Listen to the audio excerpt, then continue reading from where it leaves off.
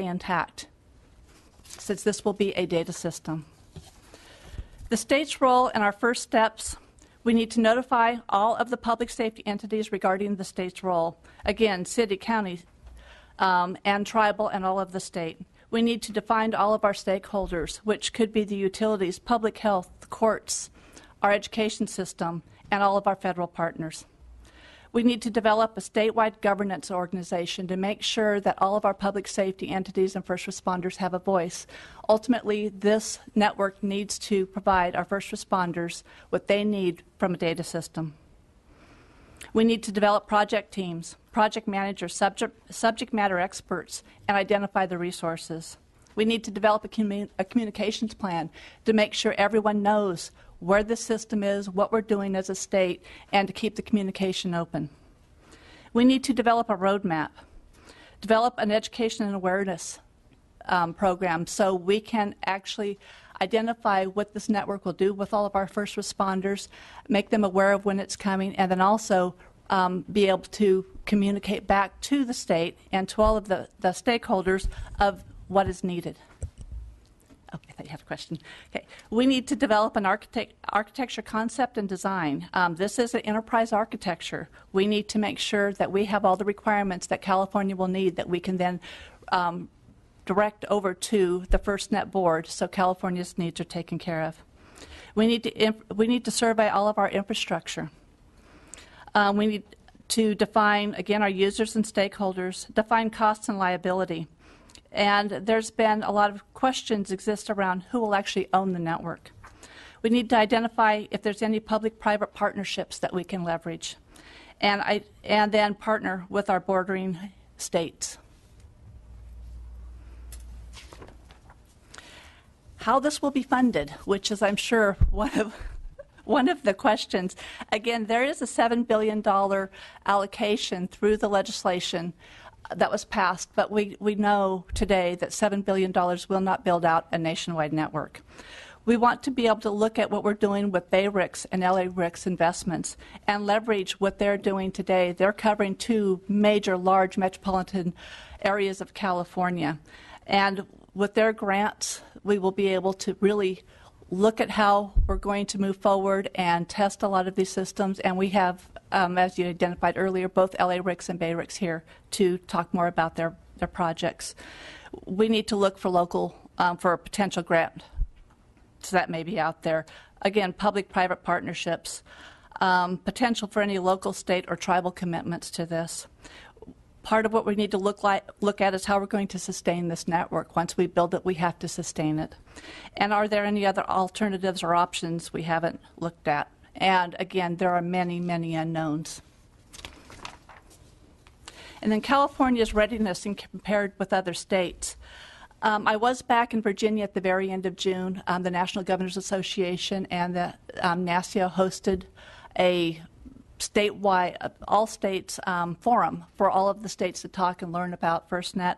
And what I did learn is that California is pretty much equal to all the other states is where we're at, with the addition that with Bay RICS and LA RICS and the investment with the BTOP grants that they were awarded, we are really in line to be a first adopter of this FirstNet because of the amount of infrastructure and the network that we will be obtaining through both Bay RICS and LA RICS.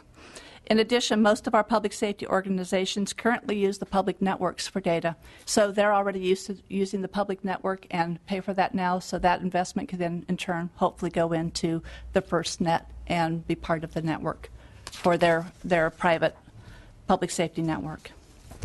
What we don't know. The FirstNet board governance structure. Since the members haven't been appointed, we don't know who the members are. We also don't know which actions and they'll take first and what their timelines that will be what they set up. The FirstNet must develop a request for proposal, and we won't know what that contains as far as time, specifications, and many, many other questions we're going to have. We won't know the cost of the network for the state or for the nation until we know what the RFP says. And as I keep saying, we just don't know what we don't know. So we're hoping that when the FirstNet board is finally appointed and give them some time to really look at where they want to go, that we will be getting reports and we will know where we're going from the nation, and then we'll be able to start aligning California. The challenges that we see for California, $7 billion will not provide adequate funding for the nation, let alone California. So we really need to be looking at funding alternatives and possibly other sources. The state's total infrastructure, physical infrastructure, whether it's with the city, county, tribal, or the state of California's, is not adequate to support the FirstNet project in California. The vaults, towers, and fiber optic networks, a lot of, and I can speak for where we're at with the state, a lot of our vaults and towers are overloaded today. There is no room. We also have to keep in mind, as all the public safety agencies will be keeping in mind as well, at the local level, tribal level, and the state level, that we have to maintain our voice radio, our land mobile radio system. So that infrastructure can't be used for FirstNet. We might be able to partition off part of that, but at all times we have to keep our land mobile radio systems operable. We always have to ensure that whatever we build, this FirstNet system meets our first responders' needs. We need to manage our expectations, and we need to identify really what the total cost of ownership will be and what is the state's investment. What we're keeping in the forefront as we begin our planning efforts, we're looking at the public safety broadband communications as a holistic approach. We're looking a broad view. Can we leverage what we're doing with the next generation of 911 and the infrastructure we're going to be building out? Can we leverage the efforts to support the emergency management system? Can we leverage the convergence of technologies? So we're trying to view that also as we look toward moving to this FirstNet. And that's what I have today. Were there any questions? We'd be here all day. I think I have so many. I'd like to ask my colleagues, Mr. Jeffries. Not yet. Mr. Ashajian. I do have so many. I'll just throw a few out. One is, you mentioned that we will be building an enterprise system. Mm-hmm. And, of course, I don't understand who would own that system. That's part of some of the questions that we'll wait for FirstNet to identify. The best that we can tell, and the best that I can tell, if this FirstNet will be a national system, but some of the questions to do with ownership, who will actually own the infrastructure, but also who will manage the network itself. The local public, our police departments and our sheriff's departments have a different need than we would have than at the state and that the tribal will need. But then, will they be able to manage their network within their own areas as well as the state? So we'll have to somehow be able to partition out this network is what we're hoping. But I don't know. We won't know until we see the RFP. But that's what we want to be able to comment and say, this is what we need in California. It's hard to give up local control of your network. So that leads to my next question, which is, how would you be advising LA RICS and Bay RICS, or would they be advising you? I hope that as I'm advising them, they are advising us. This cannot be a one-way communication. We are already in communication with both LA RICS and Bay RICS. In fact, the California Technology Agency, myself, and then Ryan Doolin, who's over our 911 division, we sit on the JPA, the Joint Powers Agreement for Bay RICS, and we're now involved with attending the LA RICS meetings. So we're keeping the communication open, but it cannot be one way. Is there any action that you think the legislature can take to support this mutual development? Because what I'm hearing is that there has to be a partnership within the state mm-hmm. and the state government, as well as with the state and the federal government. by having this informational hearing, you've kicked off the communications for this, so I really appreciate that you've done this today. But what we're hoping that the legislature will be able to do for us is to start talking to their constituency groups and to look at see where the stakeholders are. What we don't want to do is be short-sighted and miss any of the stakeholders. And one of the things that came up actually last year when we presented Next Gen 911 to this hearing down in Southern California is we realized we had a group that we had missed, and that was the senior citizens group for Next Gen 911. And so it's that type of communication that we're hoping to get out of the hearing, and then also as you talk to your constituency groups. My understanding is that both LA-RICS and Bay-RICS are rather advanced in their development. But now with FirstNet coming along, it kind of puts us back a little bit. Is it possible for the state to opt out? We're not even looking at opting in or opting out right now. It's just too soon to tell. And it would be very short-sighted of us if we started making those decisions before we had all the information. Okay. Can I follow up on that? Please. If I may, are you familiar with the upgrades they're making in Riverside County for sheriff and fire to their system? I am a little bit, and I know that they're doing a little bit of work on their 911 system as well, but I have not been intimately involved, no. Yeah, I was just curious because they're doing the same thing with the new towers and the new technology and the new bandwidth and just what I thought was this ahead of schedule, and then I'm wondering, or not ahead of schedule, but a different time frame. I'm wondering then, does this new program interfere with the advancements they're already making? I mean, I hope it's not clear to me. And actually, it's not clear to me. But what I will do is tomorrow we'll reach out to Riverside County and start opening a dialogue with them as well. Yeah, I mean, I'm just guessing. Don't hold me to these numbers. I think they're well into $100 million or $200 million in their investments already. I mean, I'm just guessing. Yeah, and if they're upgrading their land mobile radio system, that will be an investment well worth it. If it's a data system and it doesn't quite match, we really need to talk with them. Okay. Seeing no other questions, thank you very much. Appreciate your coming. We'll be in touch. Okay, thank you so much. Thank you. Our next speakers come from the Bay Area, Bay-RICS. Barry Frazier from the Bay-RICS Authority, and Under Sheriff Richard Lucia. Am I pronouncing that right? Lucia. Oh, the Italian way. Yes. Got it. From the Alameda County Sheriff's Office. Thank you, Mr. Frazier. Lowenthal. Yes. We're going to reverse order on you, and the undersheriff will go first. And as soon as I get the PowerPoint set up here. Well, actually, while he's doing that, Yes. let me thank you for asking us to be here today to explain what our system is about, and to say that I think it's real, and you probably already are aware of this, but I'd like to restate it, that we're talking about, in terms of interoperable communication, two totally different systems. We're talking about a land mobile radio system, right? And then we're talking about a broadband data system. So the land mobile radio systems, and that may be what's happening in Riverside County, sir. I'm not sure.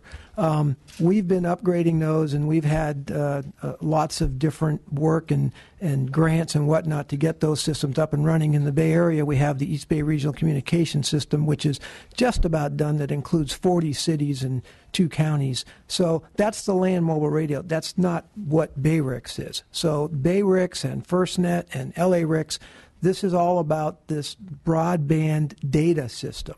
And so if you can imagine, you're in a police car or a fire rig, and there's a radio that you talk on, right? And then there's a computer that you can also communicate on. The computer is what this is about. The radio is what the land mobile radio system's about. So one of the things when we first, what really got us going on this in the Bay Area was this BTOP grant, which was about a 70 million. 70, right? About $70 million grant that was a public-private partnership with Motorola and with our region. The first problem that we encountered, and I suggest that this is could be somewhat of a model for the whole state of California. The first problem that we encountered is who owns the towers that we're going to hang these they're called E-Node Bs, the devices that push out and receive the information for the broadband. Who owns those? Well, the answer is a whole bunch of people. So there's cities that own the towers, there's counties that own the towers, there's special districts, there's the state of California, and so forth. So in order to access these towers and put equipment on these to facilitate this broadband system, in addition to building new towers, it's necessary to enter into agreements with all these owners, because they're not going to just automatically say, come and hang your stuff on our tower, because it makes a difference as far as interference goes and extra power and all those kinds of things. So initially our real challenge was to discover who was it that owns these things, that is willing to cooperate with us, who is willing to create a memorandum of understanding so that we, the Bay-Ricks Authority, can access those. So the birth of the Bay-Ricks Authority that you see up on the board is these are the agencies that stepped forward and said, we're willing to let you access our sites. And it includes most of the major counties in the 9 Bay Area county region. A couple of the counties that were interested felt that there was some financial uncertainties associated with it, so they didn't join. But it doesn't mean that they're not interested. It's just at the point that we formed this, they indicated that they weren't quite ready to join. So we have a system with a broad spectrum of membership, including the state of California, and I'm pleased to say that our Bay-Ricks Authority elected Karen Wong as our vice chair just 2 weeks ago, and we're really happy to have her as our vice chair, because we do believe that the state really needs to be invested in this, really needs to be part of it, and as we move forward, the purpose of this whole authority was to oversee the funding, policy, and contract negotiations, not only with the vendors, but with the entities that own the sites. And I suggest that it's probably going to be the same anywhere in the state of California, that there are going to be many sites that are owned by public entities that are going to become the backbone, for a lack of a better term, of this system. I believe that was the original, at least in our area, the original thought was we were going to build this system out primarily on public antenna sites, and that's the way that we continue to move forward. So we're called Bay-Ricks, but also we have the Bay Area Enhanced Wireless Broadband, also known as Bay Web, which is the system itself. So it's a broadband data communication network, and what we mean by that is that from our vision is that a police officer, a firefighter, any number of first responders, a paramedic, in the field will have a device, possibly something like the one you see up on the screen, that they will be able to carry around with them that will be very much like a smartphone. And that those devices will have lots of different functions. And in fact, for peace officers, we're looking toward a function where you can actually fingerprint somebody in the field and it will automatically download and you will be able to identify that person based on the print. That technology already exists. We would just be deploying it on this system. And the importance of our system being for lack of a better term, a private system, a publicly owned private system just for first responders, is that right now what we utilize for our computers, most first responders utilize various types of what are called air cards. You put them in your computer and you access Verizon or Sprint or T-Mobile or whoever you happen to be, AT&T, whoever you've got your contract with. Those air cards are costing all of us $40, $50, $60, $70 a month already. So we're communicating, but we're communicating on a public system that when there's problems, tends to go down because what happens is when the emergency happens, as we've discovered way too many times, is that everybody jumps on their iPhones and takes photos and sends them to their relatives and back east or down the street or wherever, and it brings the whole system to a halt. By having a public safety system that is not accessed by millions of people, we're convinced that we'll be able to share information real time when we really need it, as well as in day in and day out at not a lot, hopefully at less cost than what we're paying right now. So the benefits, the last slide that I believe I'm going to be working on here, is that we have an interoperable system where we're looking toward an interoperable network that can be shared by all first responders. That it's a private network exclusively for first responders, that it's controlled by the users, not by the commercial ventures that sell them. Not that there's anything wrong with those folks; they're very helpful to us, but that we control the users, who's on it and when. It's secure, reliable, and less cost than what we're currently paying. So that's really the focus of what BayRICS is all about. Thank you. Colleagues, any questions? Seeing none, let's turn to Barry. Thank you. And then when you're done, we can ask both of you. Very good. Thank you for allowing us to tell our story today. I'm Barry Frazier. I am an employee with the City and County of San Francisco. I'm on loan as the interim general manager for the BayRICS Authority, JPA, and that's basically all I do right now is manage the JPA and the BayWeb project. My background is an IT background and a policy background. I'm not from public safety. I learned a lot from Under Sheriff Lucia and the police and firefighters that we work with on the project. But I really look at it from the standpoint of the IT and the networking and some of the technical requirements. And what I want to do first is to I have a little diagram here. It's an oversimplification, but it's been helpful. I use this a lot. You really need four things to build a network like BayWeb. You need to have spectrum. The Bay Area received a waiver to use the 700 megahertz broadband spectrum several years ago. The FCC has just recently terminated those waivers. I'll talk about that in just a little bit. But we did have rights to the spectrum. The second thing you need is obviously funding. We received, actually through our partner Motorola actually was the grantee, received a $72 million stimulus grant, which we're using to build the project.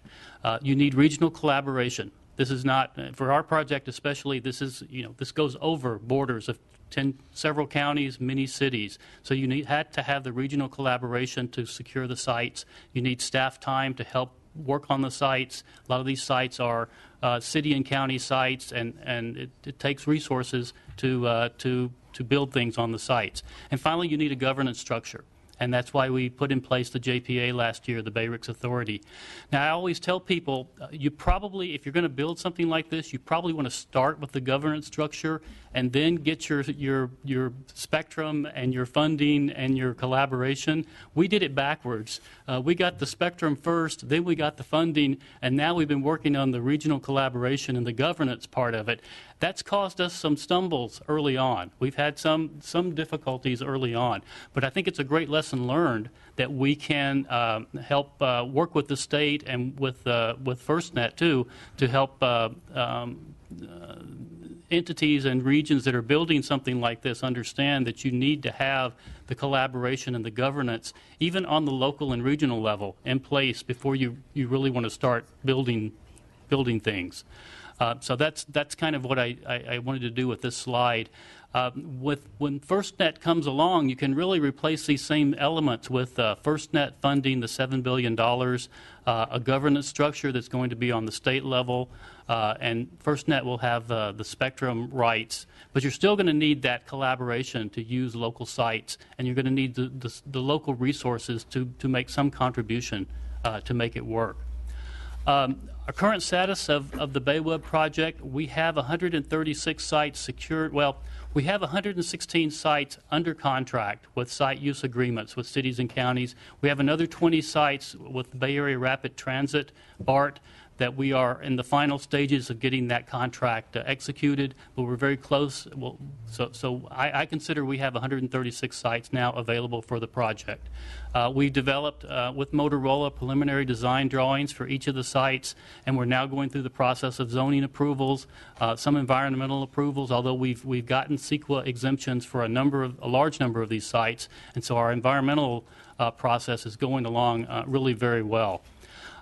You have to have backhaul, you have to have the fiber and microwave that connects these sites to the main control unit, the computer that controls the network. We're working again with BART and with an organization called Scenic, which is the California, or the I can't remember the acronym, but it's the educational network that connects Cal State and UC campuses. And they've been a very good partner and are working with us on developing the connectivity between sites and the backhaul. Also looking at working with PG&E on some of this. The funding I talked about, we have received the BTOP grant. We've spent about a little over $3 million of that grant so far. And I estimate that the Bay Area region, the jurisdictions, have probably committed an additional $2 million in both funding and in-kind support to build the project. FirstNet, the Spectrum Act, was enacted in February. It has caused us to reconsider and to change some of the things that we're doing going forward. First and foremost, I want to say we think FirstNet is going to be a big benefit to public safety, both in California and across the United States. And we're very strong supporters of FirstNet. We believe that, as we have always planned, that the BayWeb project will at some point be integrated into FirstNet and will merge with the FirstNet and be interoperable with all of the other infrastructure that's built under the FirstNet plan. With that being said, earlier this year, the NTIA, which is the Department of Commerce agency that administers the BTOP grants, placed a partial suspension on some of the funding through BTOP, the portion of the grant that was to provide the LTE equipment, the radios, the transmission radios, the eNode Bs as they're called, the core, the brains of the network, and any user devices, which we weren't funding any user devices for this grant. But that was all partially suspended or temporarily suspended to, the NTIA tells us to allow a time or a chance for the FirstNet board to get stood up and to verify that everything that's being built today is actually going to be compatible with or interoperable with whatever FirstNet ends up deploying. The NTIA has advised us that many of what they call low-risk activities can continue to go forward under the grant, which includes getting the backhaul in place, the sites and site upgrades, and any ancillary testing equipment or the other equipment that's not LTE-related equipment can go forward. So we're continuing to go forward, but we are holding off on purchasing any of the LTE broadcasting and transmission equipment at this point, pending NTIA decision. So quickly, next steps for us, as I said, we'll continue with our low-risk activities. And I did point out here, we're actually trying to reach out also to some state agencies to find out if we can use infrastructure in the Bay Area that is controlled by, for instance, CAL FIRE, Caltrans, California Highway Patrol. There could be sites and infrastructure that we could share that would actually be helpful in enhancing our system, and we're investigating those possibilities right now. But I wanted to let you know that we hope to be able to work with the state on using some of these sites. We're also exploring, we've been in talks with Sacramento City and Sacramento County about the possibility of expanding BayWeb into the Sacramento region. And those talks have been going very well. We found that Sacramento is actually very well organized to deploy something like this, and they have done some work and some planning on their own. And we believe it would be a fairly simple task to just expand our network over into Sacramento. And this gets into kind of how we can serve as a launching pad for FirstNet in the state. I'll talk a little bit more about it in just a minute. But we'll continue with our low-risk activities. We want to lift this partial suspension. We're working with the NTIA to try to find out what we need to do to satisfy them that what we're building is going to work for FirstNet. And this is very important because any kind of long delays risk us losing the momentum we've built and the work that we've done already in the Bay Area. And so we are a little bit concerned that the delays have been going on longer than we would like. There is some level of frustration on that point. I understand what the NTIA is trying to do, I think. We're not criticizing the NTIA so much as we're just trying to work with them to figure out what we need to show them to get the suspension lifted so we can continue building the rest of the project. I think in that respect, Bay RICS and LA RICS, both projects, can be very important for the state deployment of FirstNet in that we can serve as a test bed. We have already have a tremendous amount of lessons learned, and we're developing best practices that we believe can be expanded and applied to other state deployments as we go through with FirstNet and whenever FirstNet begins happening. We also think, as I discussed with Sacramento, that we can use these two projects as a launching pad to expand incrementally to surrounding urban areas, get the urban areas covered, and then work on the higher cost rural areas. But we can use these two projects really as a launching pad to launch this network throughout the state. We are working with the state. Karen Wong said that we've had some meetings that we're working on coordinating and planning for FirstNet already. We've had some very productive meetings, and I look forward to continuing doing that. Two quick concerns I wanted to mention, well, actually three, but two directly going to the FirstNet plan that will be developed in the RFPs. One, and I think Karen and Under Sheriff Lucia both mentioned it, there has got to be some measure of local control. These incidents, whether they're man-made or natural disasters, are always localized incidents and require local decisions to be made in real time. And we cannot set up something that is federal-centric, where we have to go and talk to the feds to be able to get more priority or more bandwidth to respond to a four-alarm fire that occurs at 3 a.m. in the morning. Whatever gets built with FirstNet has to have a large degree of local control. And that's where I feel like we're very well placed with Bay RICS to have sort of a regional governance structure already in place to provide that local control. That's one important piece that we want to work with the state and to help build into FirstNet. The second piece is this RFP process. We have some concerns about the RFP process. Part of that is because there's simply no details as to what FirstNet might be looking for in an RFP.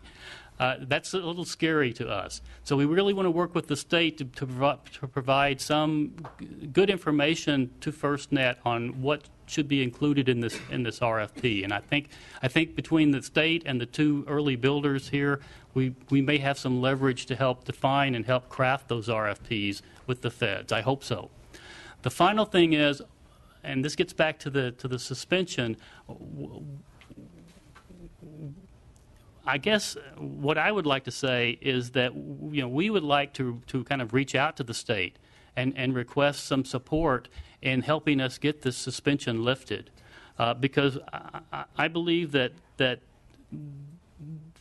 these projects will be incredibly important to California as they go forward, and to the extent that we are able to say to the NTIA that the state is behind us and the state is supporting these projects, I think that helps us. Our concern, our biggest problem, to be frank, with talking with the NTIA is we have tried to explain to them about the importance to the state of having these early projects built, but I don't know that they completely understand that. And we're working with the California Technology Agency, with CalEMA, to help get our message out there.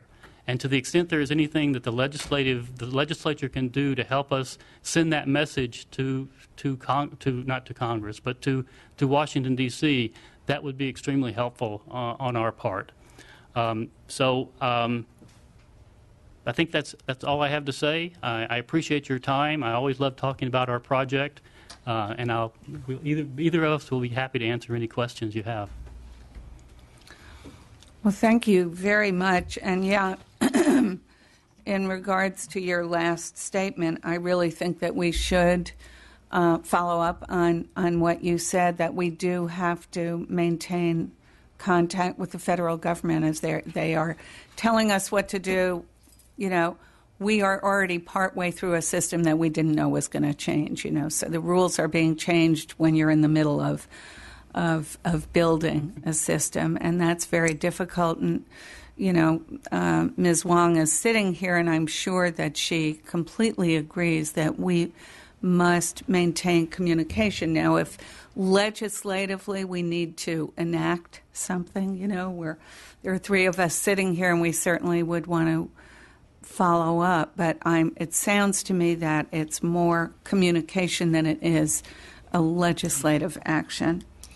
And that part of that communication would be the issue of lifting suspension and what Right. that means. And I would guess that, and this is just a guess, you know far more than I do, even after studying this, that California is far ahead of many other states because we did experience a threat at 9/11. You know, there were so many areas of the country that were on that list. Mm-hmm. And so because of that, we started developing systems that many other states didn't do.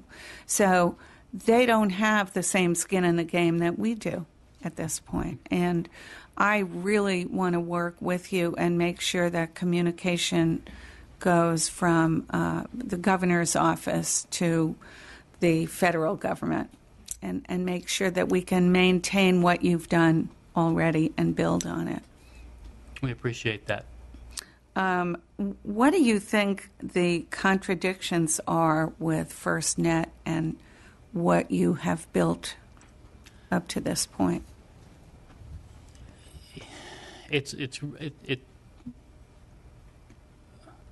That's for either. Well, I'll answer first, and Undersheriff could fill in. But there is some concern that the projects that are being built today, there's a handful of early builder projects, might deploy some equipment that would somehow be incompatible with the greater FirstNet network, and so that equipment would have to be either replaced or would be stranded, or money that was wasted, that type of thing. We're working with the NTIA to actually, and Motorola is helping us with this, to actually try to develop some type of a language that would guarantee or indemnify the NTIA. In other words, we would guarantee that the equipment would work with FirstNet, or we would replace it at our cost. And so we've had some promising discussions, I think, with the NTIA on the possibility of an indemnification type of solution to that. The other thing that we need to do, I mentioned earlier that the FCC just recently terminated all of the waiver recipients' spectrum rights. There were 21 waiver recipients, including LA, RICS, and the Bay Area, that had rights to use the spectrum. The FCC, under the FirstNet, is charged with transferring that spectrum over to the FirstNet board. But as part of that transition, they elected to terminate all of the waiver rights of the existing waiver recipients, including us and Bay RICS. However, they will allow us to apply for a temporary authority to use the spectrum going forward until FirstNet is set up and is able to make a more permanent decision about us. So that's a little bit concerning. but we feel fairly comfortable that we'll be able to get our temporary license to go forward through the FCC. But again, I think that gets back to this concern about incompatibility of the equipment that's being deployed, and the FCC also wanting to verify that whatever's being built is consistent with what with the minimum technical requirements and whatever FirstNet puts up. That's the message we're getting. And I would just want to add that, and we don't have a lot of control over this, but there's only going to be 15 members of the FirstNet board, which means 35 states, or maybe more, are not going to have representation on the FirstNet board, and we've got some highly qualified people who have been nominated to represent California. So if there's any communication with D.C. toward getting a representative on that FirstNet board from the state of California, that would be critical. If I may, Madam Chair. Please. I only know enough of this issue to be dangerous, so work with me here for a second. And a couple of concerns here, and I'm trying to get my arms around the concept of how this all works. You have local, regional needs for emergency services, your first responders who need to have voice and data capability. Moreover, from my experience, voice compatibility so they can all talk to each other. I mean, we saw that on 9/11. That was clearly a major issue. I don't have a full appreciation that you need to have data capability, but technology's advanced since I left the fire department, so I couldn't tell you. And then you have, your really large-scale incidents, which are perhaps multi-state, multi-discipline, beyond just police and fire, and everybody needs to be able to work together. And I see FirstNet from a federal point of view trying to implement, and correct me if I'm wrong, that ability for multiple agencies, multiple disciplines to all communicate smoothly on large-scale disasters and events. Is that a fair assessment of what FirstNet is trying to do, pull everybody to be able to communicate? I think it is. I think it is. And so you have to, and correct me if I'm wrong, you have to worry about when the federal government tries to impose whatever future standards it's going to have to achieve that nationwide goal, does it interfere with the ability of locals to utilize perhaps the existing system they've already put in or in the process of putting in? And that gets back to your comments earlier. Is that a fair? I think it is generally. I think the only thing I would add is that police and firefighters, first responders are always concerned about the day-to-day incidents, and while we're all concerned about the large regional disasters that can occur, they don't happen every day. And the system that's deployed, I think, needs to be a system that can be used on a day-to-day basis to assist our firefighters and our police and our first responders. There are a large number of ways that you can use streaming video, broadcasting photographs of, say, Amber Alert victims out to every law enforcement officer in a region very quickly. And those are things you can't really do now with the voice network that I think could be tremendously beneficial with a data network. And if we're going to build this network, I absolutely agree. It has to be there when we have the large multi-state incidents.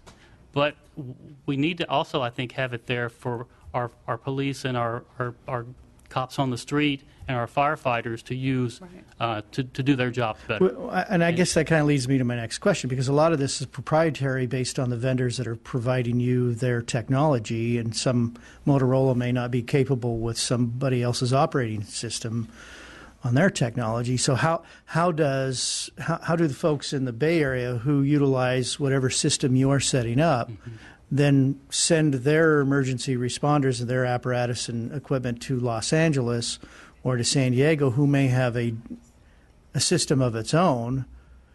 How are they all going to communicate if they're using different vendors and different technology? And is that what FirstNet is trying to overcome?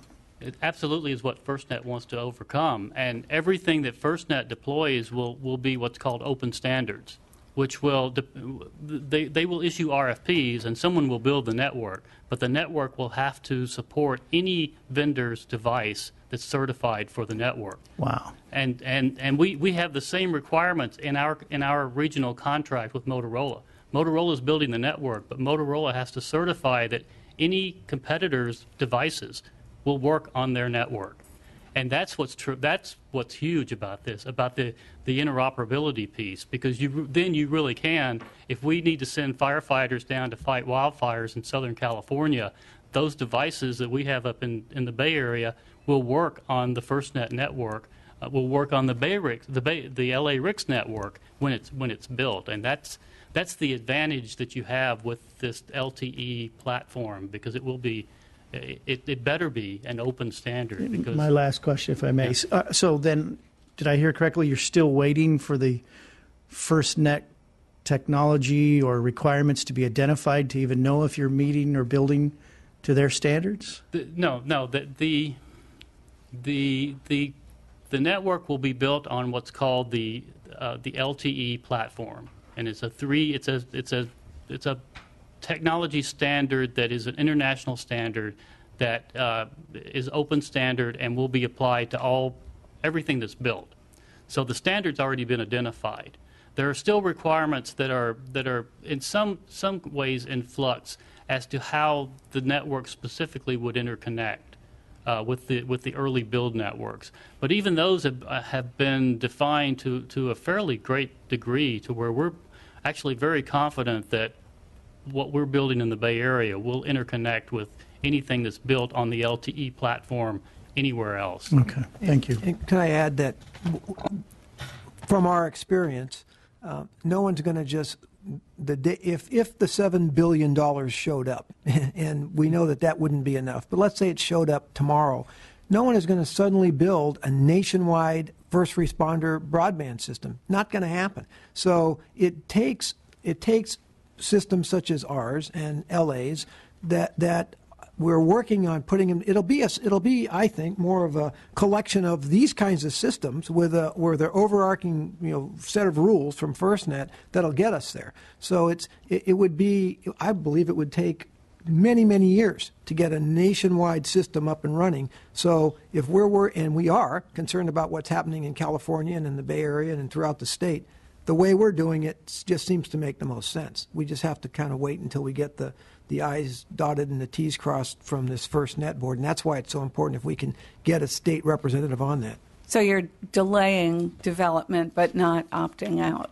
Correct. Does that sound right? Mm-hmm. Okay. Mr. Ashajian. Thank you, Madam Chair.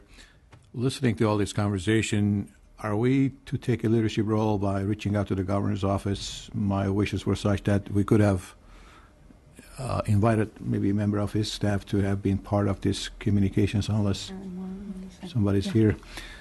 Because my fear is all this is great, technology is here, but by the time all this investment's done, we'll find out that lack of communications, now we revisit every site and be more expensive because we missed something. So hopefully, with your leadership, Madam Chair, thank you for bringing us all together.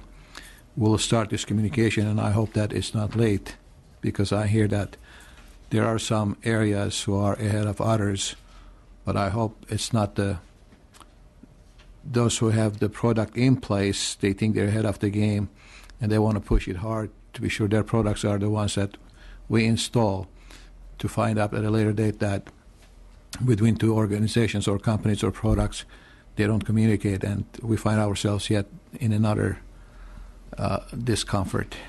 So hopefully, with your efforts and everybody else that's in this room, and maybe we can also, through the governor's office, to communicate with NTI and others that this is a concern, and hopefully, if any damage has occurred already, it's minor, that we can solve the problem and have something in place that's going to allow us to communicate. Local agencies done a good job. They have tried very hard. Fire, police, sheriff, district attorneys, how to communicate best. But we're getting smaller and smaller as our communities grow, and becoming. It becomes very important that all of us are communicating at the same level. Thank you. Yes, that's absolutely the goal, is to communicate with the federal government, but to communicate with one voice. And that's what we will be aiming toward. Thank you very much. Thank you. Thanks for your input. And we will now have Pat Mallon from LA RICS join us. Following this presentation, we will have time for public comment and questions. Madam Chair, before we start with the next presentations, I don't know if the request was direct or indirectly. Are we going to be able to somehow recommend that there is someone from California on the FirstNet board? Yes. Yes, we will follow up and make sure the appropriate letter is written from the governor's office. Okay, and you'll take that leadership I will do that. as chairperson. Okay, thank you.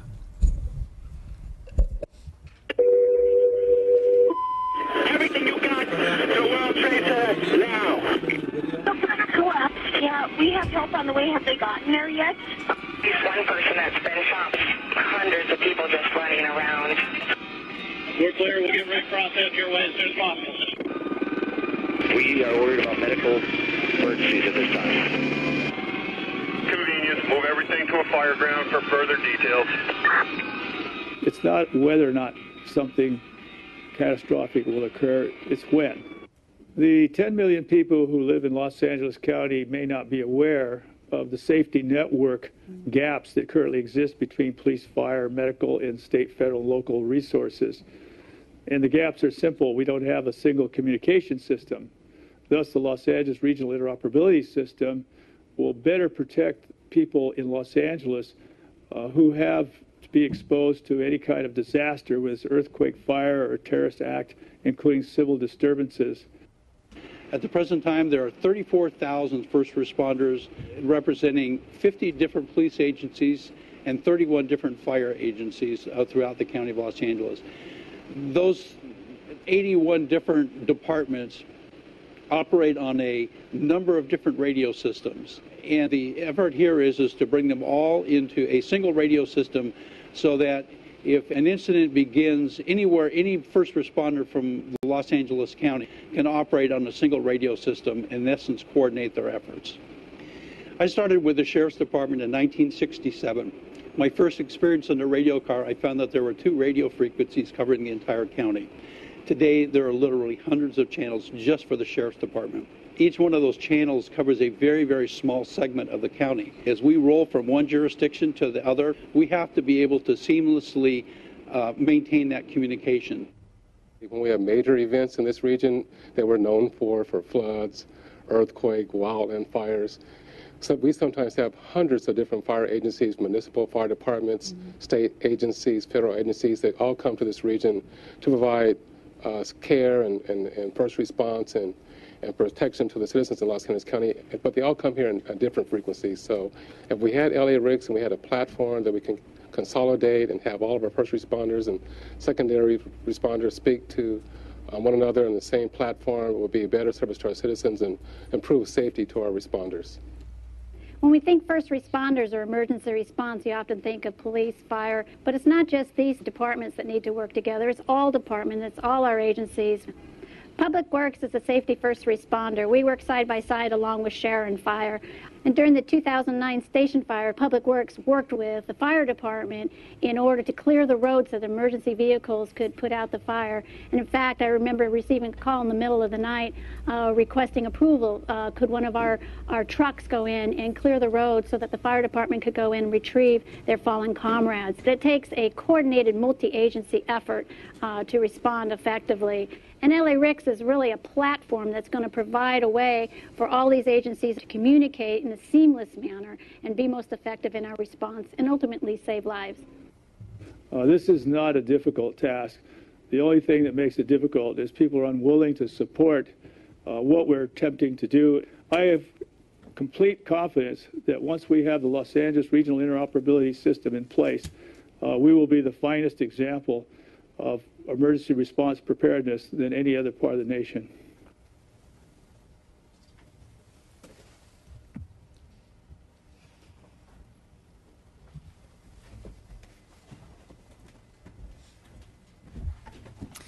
You know you're getting old when you recognize all those disasters. Yeah. Well, and somebody asked me earlier about 1967. I had to crank the engine to get it started on the car. Thank you, Madam Chair, for this opportunity to provide some comments to your committee. My name is Patrick Mallon, and I'm the Executive Director for the Los Angeles Regional Interoperable Communication Systems, or as we call it, LA-RICS.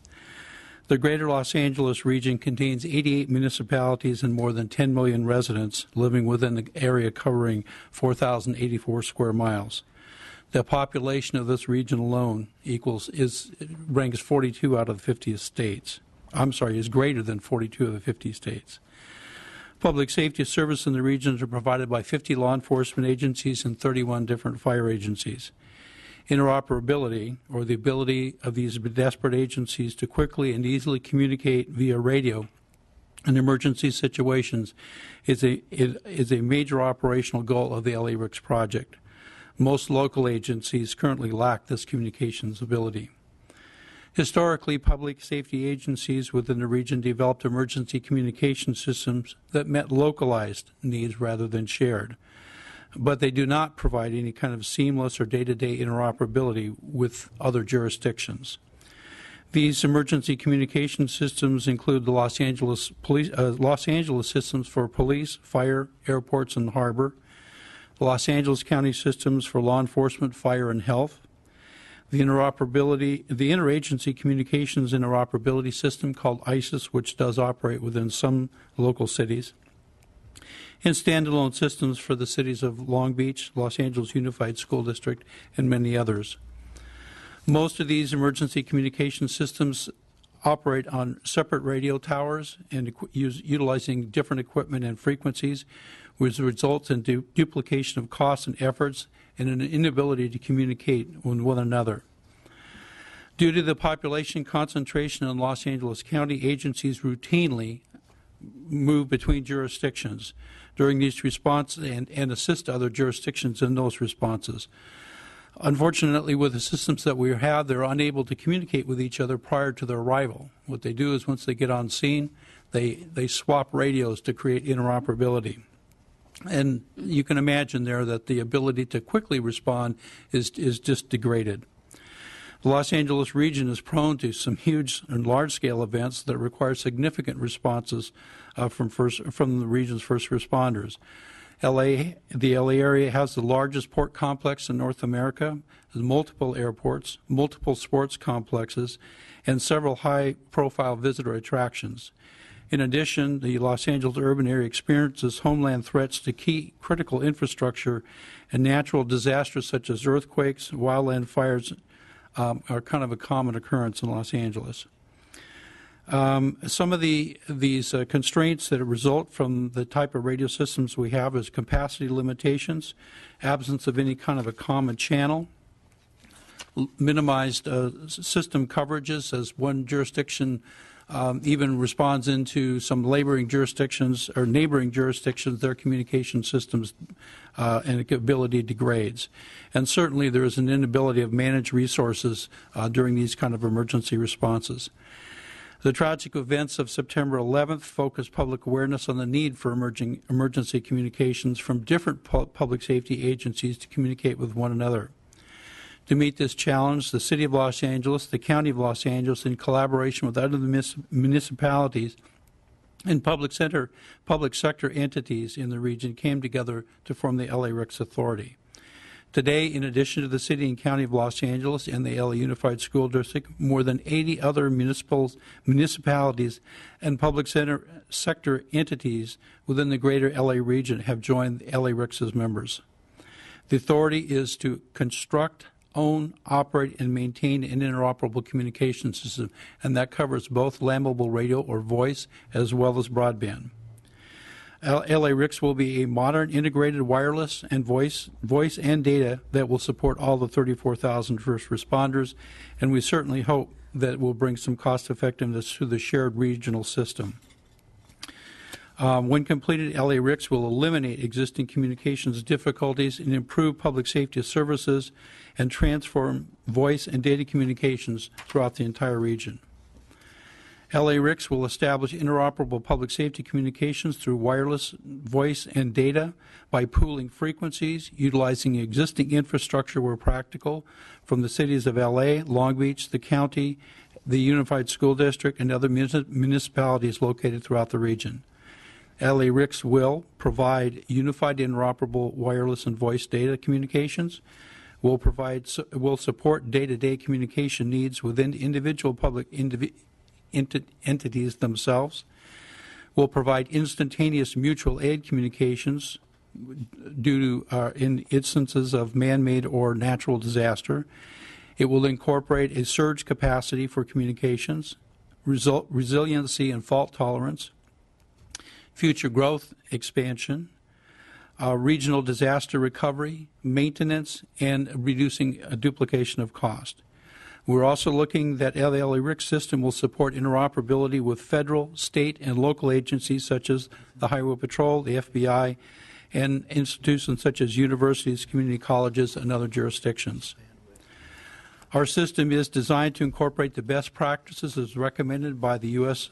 Department of Homeland Security and achieve an optimal level of interoperability as defined by DHS's SAFECOM interoperability continuum. LA-RICS first issued its first request for proposal in early 2010. An RFP was expanded to include the data system when the project received the largest BTOP grant in the country, $154.6 million. As some members of this committee may be aware, in July of 2011, our board made the decision to terminate that procurement and restart the process. That action was taken out of an abundance of caution to ultimately ensure compliance with the California Public Contracts Code. Specifically, as we progressed towards a contract, the extensive amount of construction required for towers and monopoles became clear. Having to restart that procurement became complicated by severe project completion schedule as required by our BTOP grant, which was August 30th of 2013. And with the assistance of the chair of this committee, the legislature passed AB 946, allowing LA-RICS to proceed as a turnkey procurement. In late 2011, we issued RFP number 2, but other challenges followed. As you heard earlier, President Obama signed H.R. 3630 into law in February of 2012. As we began an evaluation of the full impacts of the legislation, we had to suspend negotiations with the high-scoring proposer of LA-RICS RFP number 2. Our JPA Board of Directors was again placed into a position of having to consider cancellation of the procurement because this time H.R. 3630 impacted both voice and data communication systems. This past Thursday, the Board had acted to again cancel a procurement. H.R. 3630 hit us at the worst possible time. I believe Director Wong and Mr. Frazier have adequately explained other aspects of H.R. 3630. As with the Bay-RICS grant, we remain in long-term suspension on the acquisition of broadband-related equipment. We have identified line items for such equipment in our approved BTOP grant. That amount is $70.5 million that we have to keep suspended. As the suspension of activities continues, NTIA has recognized the impact of our ability to complete the project by August the 30th, and they have advised us, at least informally, that they are working with the OMB on some form of an extension. What that extension is, we're not sure. When that extension will occur, we're not sure, and we have received nothing in writing. Also, based on the assurance of NTIA that we can move forward with low-risk broadband system, we are pushing forward to install 255 monopoles or LTE prepare 255 sites so that this LTE equipment can move forward. This is a substantial reduction from the 750 sites that we had initially allowed the vendors to consider in RFP number 1. While we have proceeded with the infrastructure, we're holding the remaining BTOP grant funds, that's at $70.5 million, to position ourselves such that FirstNet can consider LA-RICS, hopefully along with our partners in the Bay Area, as a beta site and allow early implementation. We will have both the infrastructure in place and the funding for equipment to make that system go green. In concert with CalEMA, CTA, BayRICS, we at LARICS think we have some distinct advantages in putting California first in the public safety broadband system. Allow me now to turn to the impact of H.R. 3630 on our voice radio system.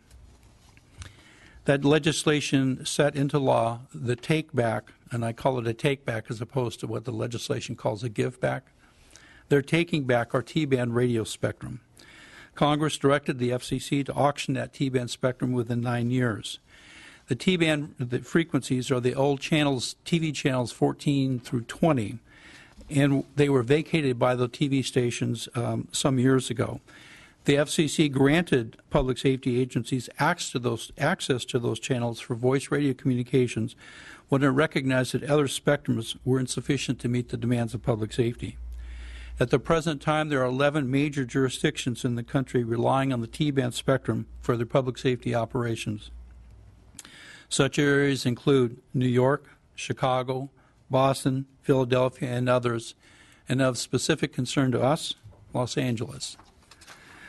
There are numerous public agencies throughout Los Angeles County that rely on T-band frequencies, and that spectrum has been at the heart of the LA-RICS digital trunked voice radio system. We have assessed the ability or the potential to move entirely today to a 700 and 800 megahertz system, but there's simply not sufficient spectrum within Los Angeles. We did meet with the FCC in May and asked them for assistance in assigning additional spectrum. They quite frankly told us, we didn't see this coming, we don't have any spectrum, we don't have any idea where you can move. We were hoping that you would come to us with a plan. We've also been, we've just recently completed a feasibility of studying what we're referring to as a hybrid system, which would utilize some 700 channels that could be available and some T-band channels, and at least begin a slow migration from the T-band channels towards the 700. That would allow us to, over a period of time, useful life for, as an example of existing handheld or vehicle radios, allow a more logical replacement as those pieces of equipment reach their life, the life expectancy. We must hope that we are also participating in groups to try to keep the T-band, but that's a big, huge unknown at this point. In summation, where are we today? As I said, on August 2nd, the JPA revised the procurement process by terminating RFP number 2 and directing staff to prepare RFP number 3 and 4. And I say 3 and 4 because we've decided to split the systems, put out one RFP for the land mobile radio system and one RFP for the broadband infrastructure. We will be building out the 255 sites for the broadband system because we know that that will provide the 95% coverage required in the urban area. We will retain enough funds to allow us to move forward as a beta site. We will continue to work with the CalEMA, CTA, and BayRICS to propel California to the forefront of the national broadband system. I would ask for your help in conveying your support of the LARICS and the BayRICS projects to be early demonstration sites for the national broadband system. Please use your influence with our federal representatives and encourage their support of LARICS and BayRICS in that endeavor. Unfortunately, we have lost a lot of momentum because of these setbacks. That is a momentum, when you get governments together, to 88 jurisdictions together that all agree to form a joint powers authority, contribute staff and their support, this current setback is a tremendous hindrance to the momentum that we have. We hope to not lose that momentum, and any assistance that you can give us, as Mr. Frazier pointed out, in getting NTIA to allow us to move forward with the equipment would be a tremendous help. And we will develop an RFP for the requirements for a voice radio system based on this hybrid system. I thank you for your time and interest and the support that you've given us over the years, and we ask for your continued support. Well, thank you very much. You certainly have my support, and I'm sure my colleagues as well. It's kind of a depressing report, actually. I have a couple questions, and chime in whenever you want to. I wonder, I remember when we did the bill, was that last year? Yes. A year Yes, ago? ma'am. Seems like ages One ago. month ago, one year ago this So part of the selling point was that we wouldn't lose any of that federal funding. So with this change, have we lost some of that funding? For the BTOP funds, no. For other grant funds, yes.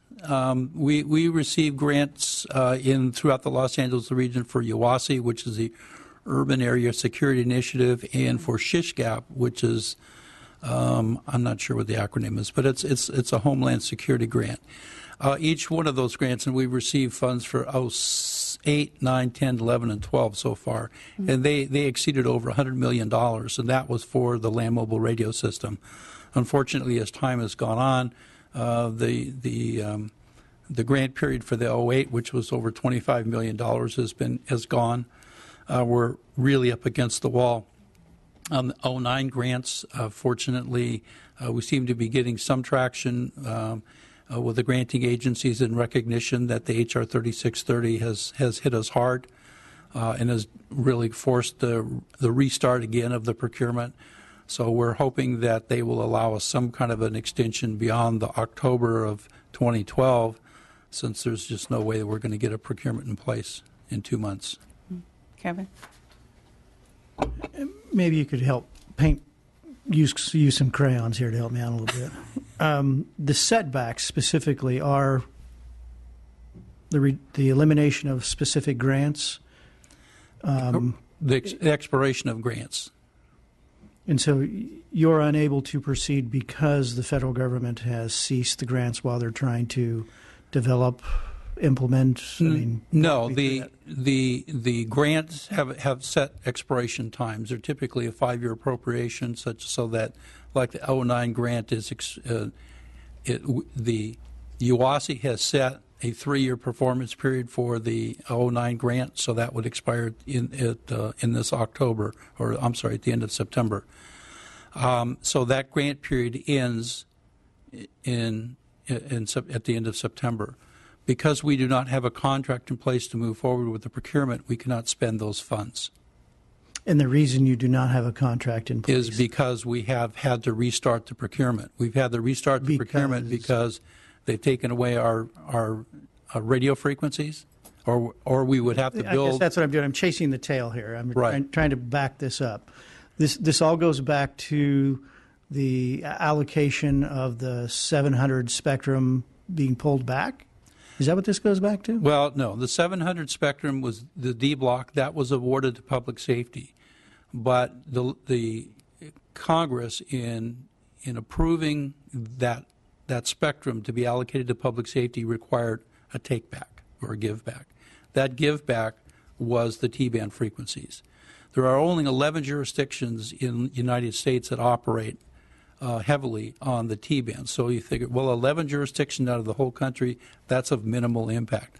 Unfortunately, those 11 jurisdictions are New York, Chicago, Philadelphia, huge population centers. So the loss of those frequencies alone was sufficient, according to our legal counsel. It would have created a sufficient change to the procurement that we needed to go back and restart. The freezing of $70.5 million of our BTOP grant is a significant change that would require us individually to go back and restart the procurement, because we have taken potentially a $200 million system and we've carved it down to 120, 130, just with the loss of that $70 million. And potentially the bidders that might be interested in deploying an infrastructure only might be different than those that submitted proposals to the latest RFP. Sure. Okay. Are there members of Congress that you've been working with? We on the T-band frequencies, there is a group under a national public telecommunications working group that is gathering information to try to educate the congressional members. There seems to be some interest in some Southern California legislators, congressional members that will support at least moving that information forward. There are others in the local congressional delegation that have said, you got what you got. That's all you're going to get. We've been told. Are you not naming names? Would you like to tell us who your friends are? You don't have to tell us who your enemies are.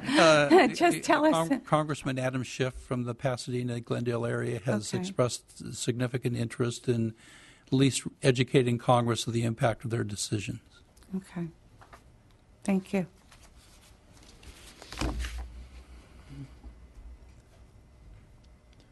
No.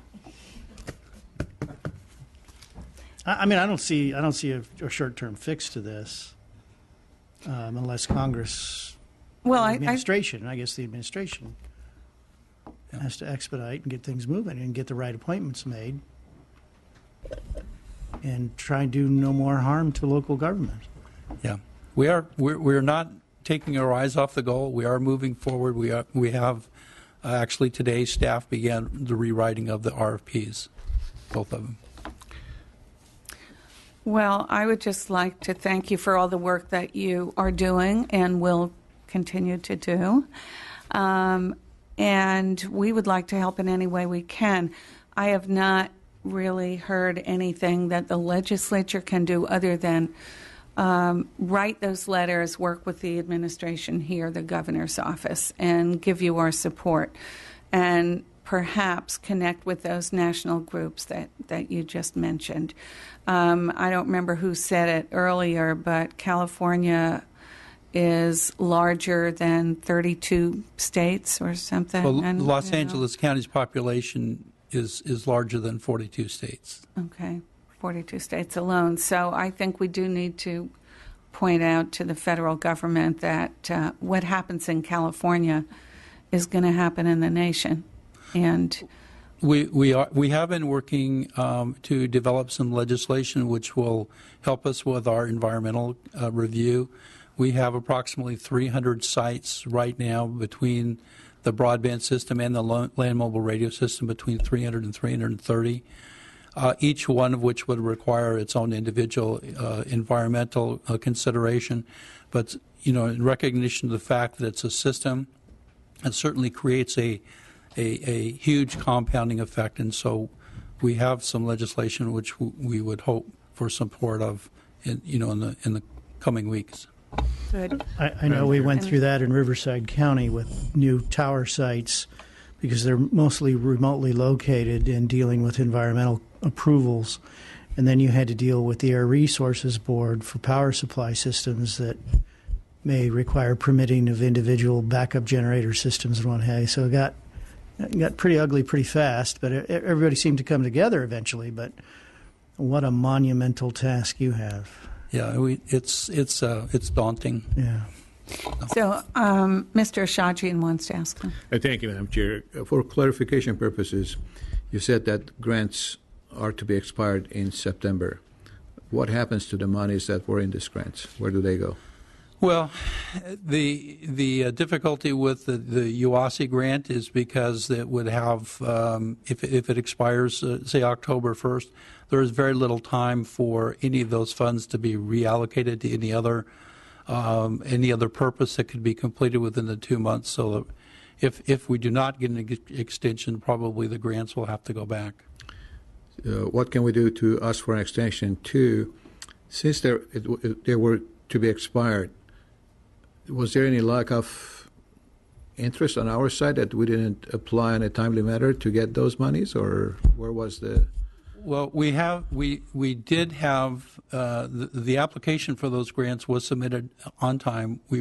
They were earmarked for the LA-RIC system. Mm-hmm. We certainly had anticipated being well into construction, if not under contract, and those funds would have been entirely used up in either in the engineering for the system or an actual installation of the equipment. The fact that we've had to stop the procurement process now twice and restart, we've lost in essence a year and a half to 2 years, and that is what has created the time, the loss of the time.